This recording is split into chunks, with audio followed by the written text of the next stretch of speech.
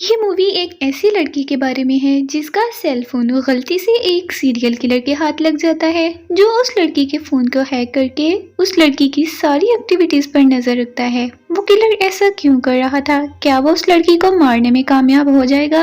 Movie के start में हम एक लड़की को देखते हैं जिसका नाम नामी है। नामी एक फोन एडिक्ट लड़की है और हर वक्त अपना मोबाइल यूज करती रहती है। वो ऑफिस में, पार्टी में, हर जगह मोबाइल यूज करती है। पार्टी से वापसी पर नामी अपने घर जा रही होती है कि अचानक उसकी आंख लगने पर उसका फोन नीचे गिर जाता है। नामी इस चीज को नोट ही नहीं करती और फोन को लिए बगैर वो अपने घर वापस चली जाती है, जिसके बाद वो फोन एक लड़के को मिल जाता है। अगली सुबह जब नामी की फ्रेंड इसके घर आती है तब नामी को पता चलता है कि उसका फोन कहीं गायब हो गया। नामी अपने फोन को हर जगह तलाश करती है लेकिन उसे फोन कहीं भी नहीं मिलता, तो नामी परेशान होकर अपने नंबर पर कॉल करती है तो दूसरी तरफ एक लेडी नामी से फोन पर बात करती है। असल में जिस लड़के को नामी का फोन मिला था वो अपनी वॉइस चेंज करके नामी से फोन पर बात कर रहा था। वो लड़का ऐसा क्यों कर रहा था ये बात तो हमें आगे स्टोरी में जाकर पता चलेगी। तो वो लड़का नामी से एक होटल में मिलने को कहता है जहां वो उसका फोन वापस करेगा।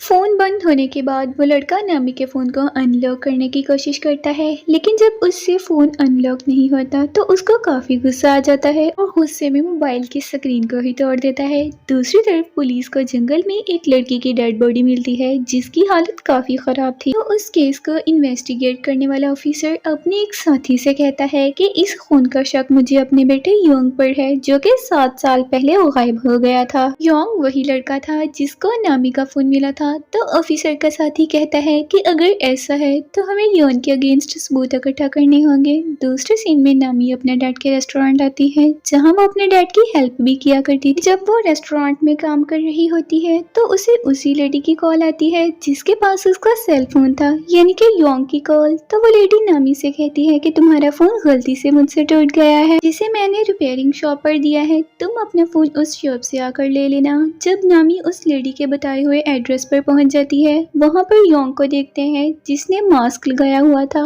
वो नामी को फोन ठीक करने के बहाने उसे सारी इन्फॉर्मेशन ले लेता है, जैसे कि उसका नाम, उसका एड्रेस और उसका पासवर्ड भी पता कर लेता है और साथ ही वो नामी के फोन में एक हैक करने वाली डिवाइस भी लगा देता है जिससे वो नामी पर नजर रख सकेगा। तो वो नामी के मोबाइल के डुप्लीकेट फोन बनाकर नामी को दे देता है और अपना सेल फोन लेकर नामी वहां से चली जाती है, लेकिन वो उस बात से बिल्कुल बेखबर थी कि आगे उसके साथ क्या होने वाला है। अब योंग उस डिवाइस से नामी पर नजर रख रहा था। वो उसके फोन से किसी को भी मैसेज या कॉल कर सकता था, यहाँ तक कि वो फोन में लगी डिवाइस की मदद से नामी को देख भी सकता था। रात को नामी जब अपने डैड के रेस्टोरेंट में काम कर रही होती है तो योंग भी वहां आ जाता है। नामी उसको नहीं पहचानती क्योंकि जब वो योंग से मिली तो उसने फेस को कवर किया हुआ था। तो वो नामी से वहां की सबसे स्पेशल ड्रिंक मंगवाता है क्योंकि वो मोबाइल के जरिए नामी पर नजर रख रहा था। तो उसको ये बात पता थी कि नामी को कौन सी गेम पसंद है, इसलिए वो जल्द ही नामी को इम्प्रेस कर लेता है। उसके बाद बातों बातों में वो नामी को बताता है कि मैं एक ऐसी कंपनी में जॉब करता हूँ जो सॉफ्टवेयर और कंप्यूटर से रिलेटेड सारे काम करती है। उन दोनों को बात करते हुए नामी के डैड भी देख रहे थे। अगले दिन नामी अपने ऑफिस आ जाती है जहां वो जॉब किया करती थी।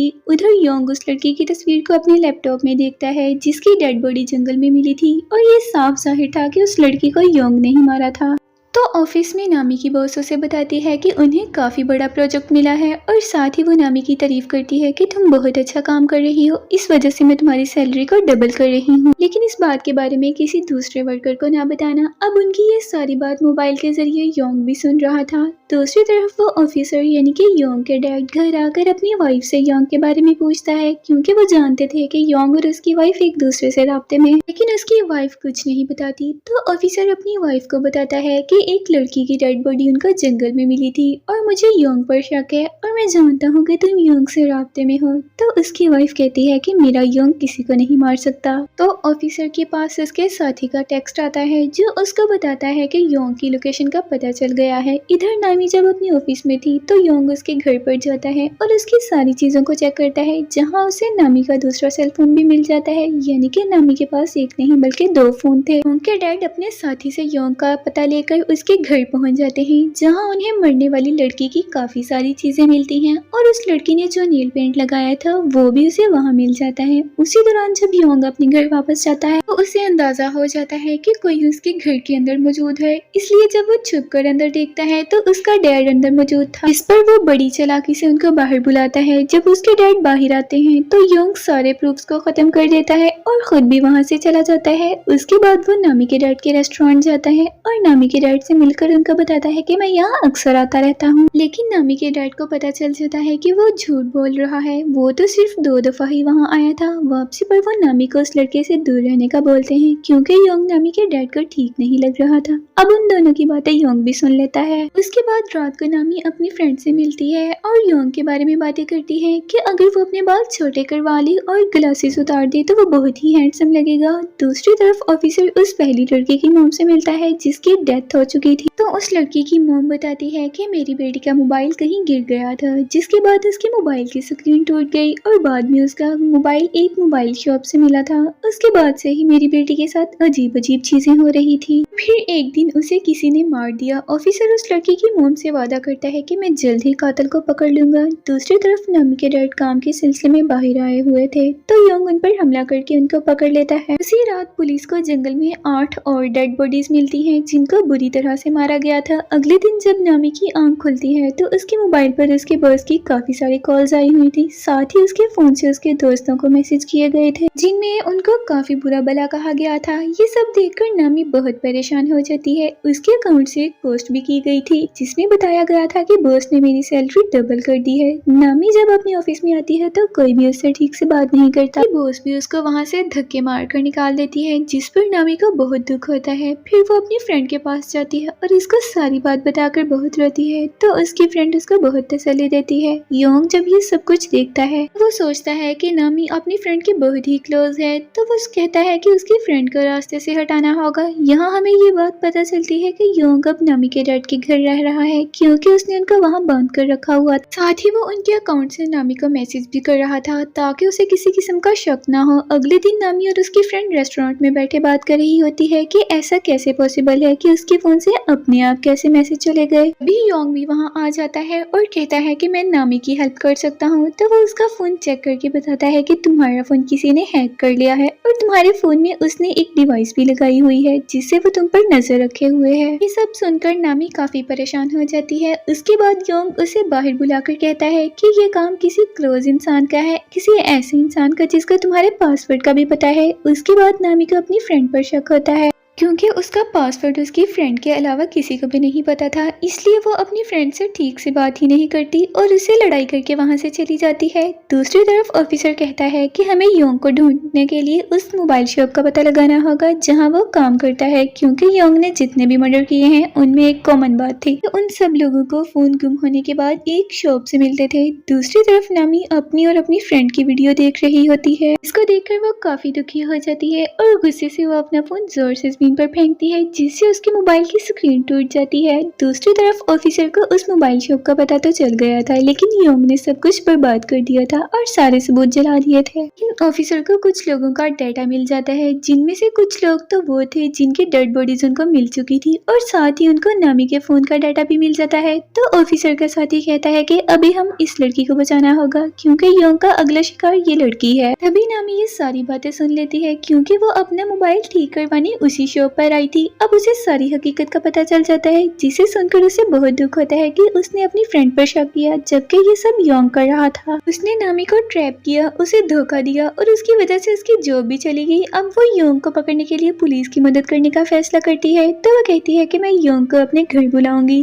तब आप उसे पकड़ लेना। वो ऐसा ही करती है। वो योंग को मैसेज करके घर बुलाती है। ऑफिसर और उसका साथी पीछे गाड़ी में छुपकर उसका इंतजार करते हैं। तब नामी ने एक दफा जब अपनी फ्रेंड से उसके हुलिये के बारे में बात की थी तो योंग ने वो बात सुन ली थी। आज वो नामी की ख्वाहिश के मुताबिक अपने बाल छोटे करवा के आया और ग्लासेस उतार देता है। जब वो नामी के घर पहुंचता है तो ऑफिसर उसको रोक लेते हैं लेकिन उसका हुलिया बदलने की वजह से वो उसको नहीं पहचान पाते और जाने देते हैं। यहाँ योंग को पता चल जाता है कि ये सारा उसको ट्रैप करने का प्लान बनाया गया था तो वो उसके पास भी नहीं जाता। उसके बाद ऑफिसर को पुलिस की तरफ से कॉल आती है कि उन्हें ये बात पता चल गई है कि ये सारे मर्डर उसका बेटा कर रहा है तो उसके लिए आपको इस केस से दूर रहना होगा। जब आपकी जान को भी खतरा है। उधर नामी का फोन टूट गया था तो वो अपना दूसरा फोन निकाल लेती है और अपनी सिम उस फोन में डाल देती है। ऑफिसर उसको कहता है कि तुम्हारी जान को खतरा है तो तुम कुछ दिन अपने डैड के घर चली जाओ, जिस पर नामी भी मान जाती है। उनके साथ अपने डैड के घर आ जाती है। जाने से पहले ऑफिसर उसको एक कार्ड देता है और कहता है कि कुछ भी हुआ तो फौरन मुझे बता देना। अब नामी अपने डैड के घर आ जाती है मगर उसके डैड अंदर नहीं थे तो वो अपने कमरे में आ जाती है। कुछ देर बाद उसे योंग का मैसेज आता है तो वो फौरन ही उसे कॉल करती है तो फोन बजने की आवाज उसको यही यानी कि उसके डैड के घर से आ रही थी। उस पर वो काफी डर जाती है और फौरन ऑफिसर को कॉल करने लगती है, लेकिन तभी उसका फोन उसके कंट्रोल में ही नहीं रहता।